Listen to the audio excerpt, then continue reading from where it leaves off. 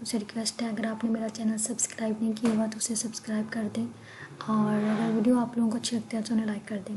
آج ہم سٹارٹ کریں گے اپنا لیکچر نمبر 7 CS 615 کا، اور سب سے پہلے یاد رہتا ہے ہمارے پاس evaluation of soft where. Evaluation کا مطلب ہوتا ہے ارتقاء یا تشکیل، یعنی جب ہماری سافٹ ویئر جو سے تھے وہ تشکیل ہونا شروع ہوئے یا ہو گئے تھے تب، تو یہ پوری ہسٹریز کے بارے میں بتائی ایویلیویشن آف سافٹ ویئر میں۔ تو اس میں کوئی اتنا کرنے والی کوئی چیز نہیں ہے، بس انہوں نے یہی بتایا تھا کہ اس میں 1950 میں لارج کارپوریشن کو جو ہے نا وہ ریلائز ہوا تھا کہ ہم نے جو ہے نا اپنے کمپیوٹر سے بینیفٹس اٹھائیں، اور اس لیے پھر انہوں نے پھر کمپیوٹر کے اندر فردر جو ہے وہ پروسیس کرنا شروع کر دیا۔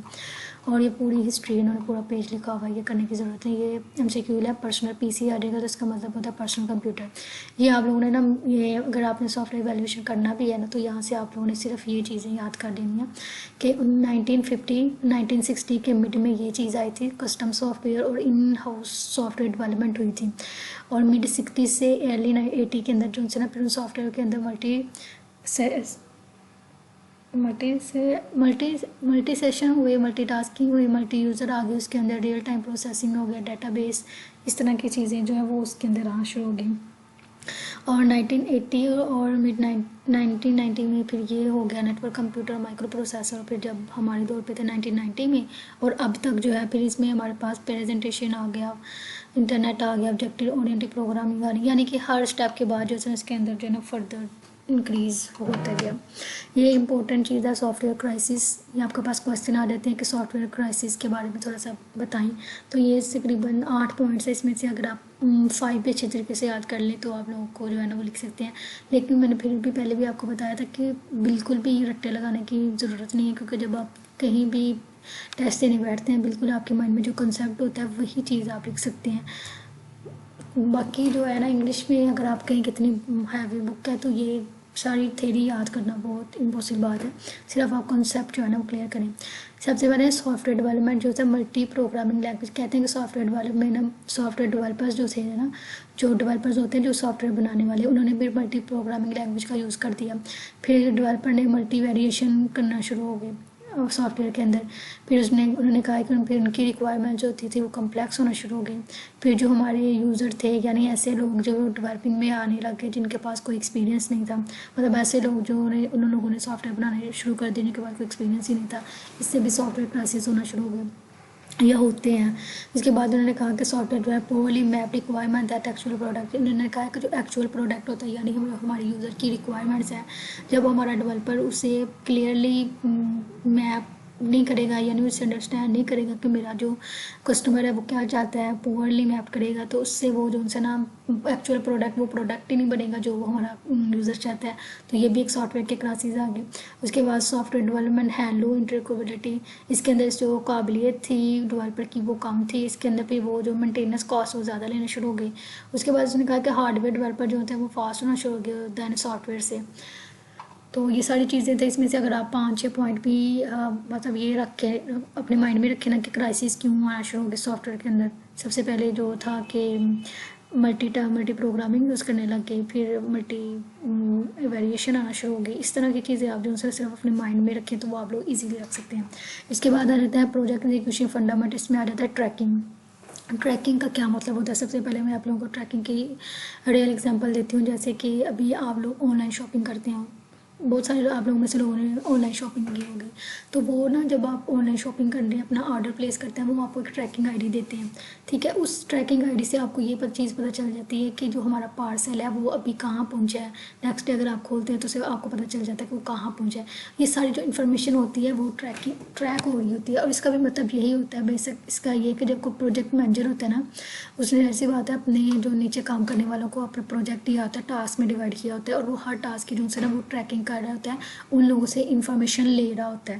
اس چیز کو کہتے ہیں ٹریکنگ کا یہ مطلب ہو کہ ٹرو اسٹیٹس اپنے پروجیکٹ کی جو سی نا انفارمیشن لیتے رہنا کنسسٹنٹلی سے۔ اس میں بھی یہی چیز لکھا ہوا ہے it is essential to be consistently informed of the true status of the project. یہاں تو اپنی انفارمیشن کنسسٹنسی سے دینا اپنے جو ڈیولپر نیچے کام کرنے والے انہیں یا ان سے انفارمیشن لینا, یہ ساری چیز ٹریکنگ میں ہی آتی ہے. اس کے بعد اس نے کہا کہ دس از achieves by ایشورنگ regular flow of اکروٹ information from team development. اس نے یہ دیکھیں یہاں بھی لکھا ہوا ہے کہ اس نے ٹیم ڈیولپمنٹ سے نا وہ ریگولرلی جو ان سے نا وہ انفارمیشن جو ان سے نا وہ لیتا تھا ایکوریٹ اچھی مطلب انفارمیشن جو تھی نا وہ لیتا تھا, اس سے ریگولرلی فلو کے ساتھ. ظاہر سی بات ہے جب آپ پھر یہ پورا اچھی طریقے سے اپنا کام کریں گے تو آپ جو ہے نا اپنے ٹارگیٹ کو اچیو کر لیتے ہیں. اس کے بعد اس نے کہا کہ ٹریکنگ میں کون سی چیز جو سے ہوتے نا وہ انکلوڈ ہوتی ہے. سب سے بھی اس نے پہلے کہا پیریوڈک ریٹن اسٹیٹس رپورٹ. اس نے کہا کہ متواتر تحریری اسٹیٹس رپورٹ. اس میں نے آپ لوگوں کو اردو میں بھی لکھ دیا ہے تاکہ پیریوڈک کا یہ مطلب ہوتا ہے کہ متواتر ایک پیریڈ سیکنڈ پیریڈ اس طرح جو پیریڈ میں کوئی چیز چلتی ہے اسے کہتے ہیں متواتر سے ریٹن ظاہر سی بات ہے تحریری. اور اس کے بعد وربل رپورٹس یعنی زبانی رپورٹس. اس کے بعد اسٹیٹس میٹنگ ہوتی تھی. یہ چیزیں اس میں ٹریکنگ میں جو سی نا وہ موجود ہے. اس کے بعد پروڈکٹ ڈیمونسٹریشن کا مطلب ہوتا ہے مظاہرے اور پروڈکٹ کا مطلب ہوتا ہے مصنوعات. اس کے بعد نکلا پروڈکٹ ڈیمونسٹریشن یا پروڈکٹلی سبجیکٹیو. اسے ہم سبجیکٹیو کہتے تھے پروڈکٹ ڈیمونسٹریشن کو. بس اس کا مین مقصد یہ تو ہوتا تھا کہ ہم نے یہ دیکھنا ہے کہ ہمارا ڈیولپر کیا دیکھنا چاہتا ہے. ٹھیک ہے, اور نیچے اگر آپ لوگ پڑھنا چاہتے ہیں تو اس چیز کو پڑھ لیجیے گا. سبجیکٹیو میں ہماری انفارمیشن آ جاتی ہے اور اس میں 2 چیزیں آتی ہیں quality assurance report, independent test report. اس میں ہم نے 2 چیزیں دینی ہوتی تھی. ایک ہم نے اپنی کوالٹی بتانی ہوتی تھی, رپورٹ ہم دیتے تھے کہ جو ہم پروڈکٹ بنا رہے ہیں اس کی جو ان سے نا وہ کوالٹی ہے, اور ایک انڈیپینڈنٹ ٹیسٹ رپورٹ ہوتی ہے کہ ہر پروڈکٹ جو ہوتا ہے وہ انڈیپینڈنٹلی اپنا کام کر رہا ہوتا ہے. اس کے بعد آ جاتے ہیں reports and meeting are Indian useful source of information. اس میں آپ لوگوں کو ہم سے اس طرح آ جاتا ہے کہ سورس آف انفارمیشن کون سی تھی, یوزفل سورس آف انفارمیشن کون ہے, رپورٹس اینڈ میٹنگس. ٹھیک ہے, یہ 2 جو سی نا وہ یوزفل جو سی نا انفارمیشن سورس تھا. اس کے بعد آپ لوگوں نے یہ چیز پڑھنی ہے تو پڑھ لیجیے ایز MCQ, لیکن کرنے والی ہے نہیں ہے. یہ 1950 سینڈروم تھا. اس میں اس نے کہا تھا کہ اگر آپ 50% جو ہے وہ ٹائم کمپلیٹ ہوتا ہے تو 90% آف ورک 90% ورک پر جو ہے 50% ٹائم کمپلیٹ ہوگا, 50% پہ جو ہے وہ 10% جو ہوتا ہے وہ ورک ہوگا. یہ آپ لوگ جسٹ ریڈ کرنا.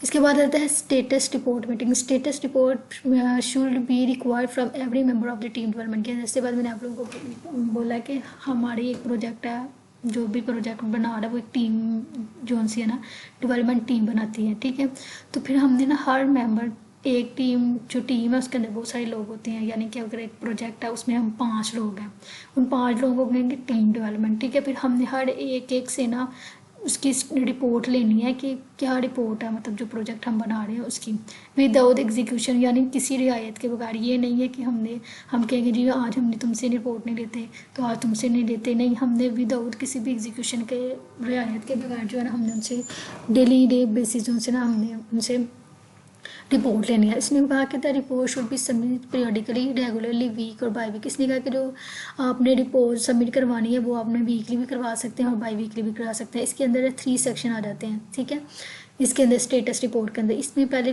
آتا ہے activity during the report period. ٹھیک ہے, دوسرا آ جاتا ہے plan activity from the next report period, اور اس کے بعد پرابلم آ جاتا ہے. اور یہ ایک MCQ ہے بہت important work break down structure. آپ کو اس طرح ہے کہ WPS آئے گا اور یہ اسٹینڈ نیچے لکھا ہوگا, تو آپ کو اس چیز سے آپ نے یاد رکھیں گے. تو یہ نیکسٹ چیپٹر 10 میں آئے گا ورک بریک ڈاؤن اسٹرکچر کا, اور یہ بہت امپورٹنٹ ہے اور یہ کویشچن آتا ہے. WPS کا مطلب ہے ورک بریک ڈاؤن اسٹرکچر. اس کے بعد آ جاتے ہیں آل رپورٹ شل بی کنٹین. جو رپورٹس ہم نے دینی ہے اس کے اندر کیا کیا چیز ہو. کہتا ہے کہ ڈیٹ ہو, رپورٹ کی ڈیٹ ہو, رپورٹ کا پیریڈ ہو, یعنی 3 جولائی سے 3 جولائی تک جو ہے نا یہ اس کا پیریڈ ہوگا.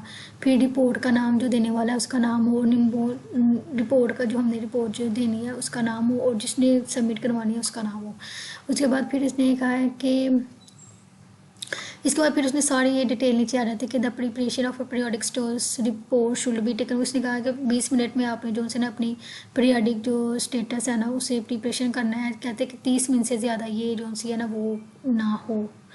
اس کے بعد developer should submit their reports to their team leader. اس نے کہا کہ جو ڈیولپر جو ہے نا وہ سبمٹ کروائے گا جو ہے نا اسٹیٹس رپورٹ کو ٹیم لیڈر کو. ٹھیک ہے, ٹیم جو ڈیولپر جو ہے وہ کام کرنے والے اور ٹیم لیڈر ہوتا ہے جو ڈیولپر کے اوپر ہوتا ہے. اس کے بعد اس نے کہا تھا کہ this activity should be take lead about 30 minute, نہ 45 منٹ سے ہی زیادہ نہ ہو. یہ چیز آپ نے دیکھنا کہ 45 منٹ سے یہ جو سی نا ایکٹیویٹی زیادہ نہ ہو, 30 منٹ سے. یہ آپ لوگوں نے جیسے MCQ دیکھ لینا ہے. اور اس کے بعد نیچے آ جاتے ہیں ہمارے پاس پروجیکٹ اسٹیٹس میٹنگ. اس میں کیا project status meeting should be held periodically یوزفلی once a week. اس نے کہا جو پروجیکٹ کی اسٹیٹس میٹنگ ہوتی ہے وہ ایک ویک میں ایک دفعہ ہوتی ہے. اور good time for states meeting is either at the end of last day of the week. اس نے کہا کہ جو اچھا جو ٹائم ہے نا اسٹیٹس میٹنگ کا وہ یہ ہے کہ آپ جو ان سے نا جو لاسٹ ڈے ہوتا ہے نا جو ہفتے کا لاسٹ ویک ہوتا ہے اس میں آپ لوگ جو ان سے نا وہ یہ چیز رکھیں. اور یا پھر آپ جو ان سے نا ہفتے کے پہلے دن رکھ رہی ہیں لاسٹ ڈے رکھ رہی ہے جو ان سے نا اس کے اندر یہ چیز امپورٹنٹ ہے. یہ آپ نے اردو میں یاد کر لینا کہ جو پروجیکٹ کی ہے وہ ہم نے ویک میں ایک دفعہ کرنی ہے. اور اس کا جو اچھا ٹائم ہوتا ہے وہ یا تو آپ ویک کے اینڈ پہ کر لیں یا جو ان سے نا وہ بھی یعنی اسٹارٹ میں کر دیں. اس کے بعد آتا ہے اسٹیٹس وہ should be submitted at least 2 or 3 hours before status meeting. اس نے کہا جب اسٹیٹس میٹنگ جب ہونی ہے نا میٹنگ ہونی ہے تو آپ نے اسٹیٹس رپورٹ کو نا 2 سے 3 گھنٹے پہلے جو ہے نا وہ سبمٹ کروا دینا. اس کے بعد نے کہا پروجیکٹ اسٹیٹس سے آر اٹینڈ بائی دی کی پروجیکٹ ممبر. مطلب میٹنگ کو وہی لوگ جو ہے وہ اٹینڈ کر سکتے ہیں جو پروجیکٹ کے ممبرز ہوں گے یعنی وہ جو پروجیکٹ بنانے والے ہوں گے. اس کے بعد اس نے کہا دین H participant should be given about 5 to 10 minutes to report on the other on the activity of his her team. یہ اس نے کہا کہ پارٹیسپینٹ کرنا ہے آپ لوگوں نے اباؤٹ 5 to 10 minutes اپنی رپورٹ کے اباؤٹ اور اپنی ایکٹیویٹی کے اباؤٹ جو ہے نا اپنی ٹیم کے ساتھ. اس کے بعد اس نے کہا کہ آل پرابلمس میں be address by all participant. مطلب اس نے کہا کہ اگر ہمارے پاس کوئی پرابلم آ جاتی ہے ٹھیک ہے تو وہ ہم نے اپنے پارٹیسپینٹ یعنی جو اس کے اندر کام کر رہے ہیں جو ہمارے پارٹیسپینٹ ہیں ان کے ساتھ ہم نے شیئر کرنا ہے. اس نے کہا کہ it is not the project manager role to provide solution of the problem. اس نے یہ کہا کہ جو پروجیکٹ کا مینیجر ہے وہ آپ لوگوں کو سولوشن پرووائڈ نہیں کرے گا but rather than the guide ممبر. اس نے یہ کہا کہ وہ آپ لوگوں کو سولوشن کے اباؤٹ گائیڈ کر سکتا ہے بھیج سکتا ہے لیکن وہ آپ کو پرووائڈ نہیں کرے گا. آپ کو جو پروجیکٹ مینیجر ہے یہ جو اس کے اندر کام کرنے والے ہیں یہ وہی لوگ جو ہے نا وہی کام کریں گے. اس کے بعد آپ لوگوں نے پورا پڑھ لینا آپ کو سمجھ آ جائے گا سولوشن شوڈ ورک پاسبلٹی. اس کے بعد any problem are not resolve with in 5 minutes. نے کہا کہ اگر کوئی بھی پرابلم ہے وہ میٹنگ کے اندر جو میٹنگ ہم کریں ہیں اس میں 5 منٹ کے اندر اگر وہ سالو نہیں ہوتی تو وہ پوسٹ پونڈ ہو جاتی ہے نیکسٹ ڈسکشن میں وہ جو نا وہ چلے جائے گی. اس کے بعد اس نے کہا proceeding of the project status meeting must be recorded. اس نے کہا کہ جو بھی ہم میٹنگ کے اندر میٹنگ کر رہے ہیں اس میں جو بھی ہم نے کی ہے نا کام وہ مسٹ بی ریکارڈیڈ ہونا چاہیے. اور اس کے بعد ریکارڈنگ میں کیا چیز آ جاتی ہے اس میں کہتا ہے ڈیٹ آف میٹنگ آ جاتی ہے نیم آف میٹنگ آ جاتا ہے پریزنٹ کتنے لوگ تھے ایبسینٹ کتنے لوگ تھے ایکشن آئٹم کیا تھا اور میجر ڈسکشن کیا تھی اور اس کے اوپر کیا ڈسکشن ہوئی. اس کے بعد record of the project status meeting should B type and distributed as soon as possible. نے کہا کہ جو اپنی پروجیکٹ میٹنگ جو اسٹیٹس میٹنگ ہے نا جو پروجیکٹ کے اباؤٹ تھی سے ہم نے ریکارڈ کرنے اور ہم نے جتنی جلدی ہو سکے ہم نے جو ہے نا ان کو ڈسٹریبیوٹ کرنا ہے جو اس کے اندر لوگ آئے ہوئے تھے انہیں ڈسٹریبیوٹ کرنا ہے but not letter in the at of the. اس نے یہ نہیں کہا کہ دن کے آخر میں اس نے کہا جتنی جلدی ہو سکے اتنی جلدی آپ نے جو ہے اسے پرووائڈ کرنا ہے. یہ دن کہتے ہیں کہ ایک دن سے زیادہ نہ ہو یہ دیکھنے کا but not letter then by and of the day. اس کے بعد دس از a particular important when action item complete on the same day. اس نے یہ کہا کہ یہ ہمارے لیے امپورٹنٹ ہے کہ ہم نے جو بھی ایکشن آئٹم کرنا ہے وہ سیم کمپلیٹ ڈے میں ہی کریں. اس کے بعد اس نے کہا پروجیکٹ مینجمنٹ فریم ورک. اس نے کہا project is much more then collection of methodology task resources and use اور پروجیکٹ از اے سینچرائز ایونٹ. یہ بہت ایم سی کول امپورٹنٹ ہے کہ پروجیکٹ کون سا ہے وہ آپ سے پوچھ رہے تھے اے سینچرونائز ہے کون سا ہے تو آپ نے یہ کہنا کہ پروجیکٹ از اے سینچرونائزڈ ایونٹ. یہ آپ لوگوں نے کر لینی ہے. اس کے بعد پھر یہی ڈیولپمنٹ لائف سائیکل جو پیچھے پڑھ کے آئے تھے یہی چیز دوبارہ ریپیٹ ہو رہی ہے یعنی ڈیولپمنٹ لائف سائیکل یا فیزز یا ایکٹیویٹیز آپ جو کریں. The development of soft where project consist of many activities spread across multiple phases. ٹھیک ہے مینی ایکٹیویٹیز ہوتی ہیں ملٹیپل فیزز کے درمیان ایک فیز ہے اس کے اندر ملٹیپل ایکٹیویٹیز ہوگی. اس کے بعد نے کہا divide soft where project into phase help you managing the complexity and uncertainty involved soft where. اس نے یہی کہا دیکھیں کہ سافٹ ویئر پروجیکٹ کو جو سے نا ہم نے جو سے فیزز میں ڈیوائڈ کریں تاکہ ہم مینیج کر سکیں اس کی کمپلیکسٹی کو اور اس کی انسرٹینٹی کو. یہی چیز ہے بار بار ایک ہی چیز ریپیٹ ہو رہی ہے پیچھے بھی ہو رہی ہے. فیزز آگے پھر وہی چیز کہ فیزز کیا ہے. سب سے پہلے ہم نے جو سے اپنی ریکوائرمنٹ اینالائز فیز آ جاتا ہے. پھر ہم نے پہلے ریکوائرمنٹ جب بھی ہم کوئی سافٹ ویئر بناتے ہیں سب سے پہلے ہم نے دیکھنا ہے ہماری ریکوائرمنٹ یعنی ہم کیا چاہتے ہیں. پھر اس کا ڈیزائن بناتے ہیں پھر اس کی پلاننگ کرتے ہیں ان کی کنسٹرکشن کرتے ہیں اس کی ٹیسٹ کرتے ہیں اس کو پھر ایکسیپٹنس ہوتا ہے پھر اس کی مینٹیننس ہوتی ہے اس کے بعد پھر سافٹ ویئر ماڈل آ گیا. ماڈل میں پیچھے میں نے آپ کو لیکچر نمبر 3.4 میں پڑھا کے آئی تھی واٹر فال ماڈل, اس طرح کے اسپیرل ماڈل, اور یہی چیز پھر دوبارہ نیچے رپیٹ ہو رہی ہے, لیکن آپ لوگوں نے دیکھنا ضرور ہے ہر ایک چیز کو. Different organization have different ways of assessing arranging the phase in the projects نے کہا کہ ڈفرنٹ آرگنائزیشن ہوتی ہیں اور ڈفرنٹ ویز ہوتے ہیں جس میں ہم اپنے پروجیکٹ فیزز کو اسائن کرتے ہیں. اس سے کہتے ہیں پروسیس ماڈل. اگر یہ چیزیں اوپر آ رہی ہے تو آپ کو یہ جانا کہ یہ پروسیس ماڈل ہے. اس کے بعد آگے واٹر فال ماڈل. یہ دیکھیں کہ یہ ایم سی کیو بہت امپورٹنٹ ہے اور بار بار آ جاتے ہیں, ہمیں سمجھ نہیں آتی اتنے واٹر فال ماڈل پر ہوتے ہیں کنسیپٹ کے بھول ہی جاتا ہے. واٹر فال جو ہے ٹریڈیشنل لائف سائیکل ماڈل اور ایک سیکوینشل ہے. جب بھی واٹر فال ماڈل آ جائے آپ نے یہ کہنا کہ یہ ٹریڈیشنل لائف سائیکل ماڈل ہے اور ایک سیکوینشل کا مطلب ہے کہ ہر چیز ایک سیکوینس کے ساتھ جاتی ہے, یعنی ایک ہم نے پہلے ریکوائرمنٹ کرنی ہے, پلاننگ کرنی ہے, جب تک ہم اوپر والی چیز نہیں کریں گے تب تک ہم نیچے والی چیز پر نہیں آ سکتے. اس کے بعد آتا ہے پروٹوٹائپ ماڈل. اس نے کہا کہ پروٹوٹ model that works and iterative cycle of gathering customer. اس میں اس نے کہا کہ یہ جو ہے نا یہ آئیٹریٹو یعنی دہراتا رہتا ہے اپنے آپ سائیکل کو, ٹھیک ہے. کسٹمر کی ریکوائرمنٹس پروڈکٹ اور typing base on the requirement specification and type validation customer. یہ اس میں یہی اس نے کہا ہے کہ یہ جو ہے نا اپنے اس چیز پہ جو ہے نا یہ آئیٹریٹو سائیکل ہے اور یہ جو ہے نا کسٹمر کی ریکوائرمنٹس کے اوپر بیس کر رہا ہوتا ہے, پروڈیوسنگ پروٹوٹائپ کی بیس کے اوپر کر رہا ہوتا ہے, اسپیسیفکیشن کیا ہے, اور یہ جو ہے نا کسٹمر سے ویلڈ پروٹوٹائپ یعنی تصدیق شدہ جو ہے نا وہ چیزیں گیٹنگ یعنی اکٹھا کرتا ہے. انکریمنٹ ماڈل آ جاتا ہے. انکریمنٹ ماڈل میں بھی اس نے کا ایگزامپل آف ایویلیویشن آف ایک چیز آپ نے بہت امپورٹنٹ یاد رکھنی ہے کہ اس میں ہے آئیٹریٹو ماڈل, اس میں ہے ٹریڈیشنل ماڈل, سیکوینشل ماڈل. جو انکریمنٹ ماڈل ہوتا ہے وہ ہے ایویلیویشنری لائف سائیکل ماڈل. اس میں کمبینیشن آتا ہے linear nature of water fall model کا اور iterative nature of model prototype model کا. ان میں جو ہے نا وہ دونوں کا جو ہے نا وہ آ جاتا ہے, دونوں ماڈل آ جاتے ہیں. ایک پروٹوٹائپنگ ماڈل یعنی اس کے اندر آئیٹریٹو نیچر ہوتی ہے اور واٹر فال ماڈل آتا ہے اس میں لینئر نیچر ہوتی ہے.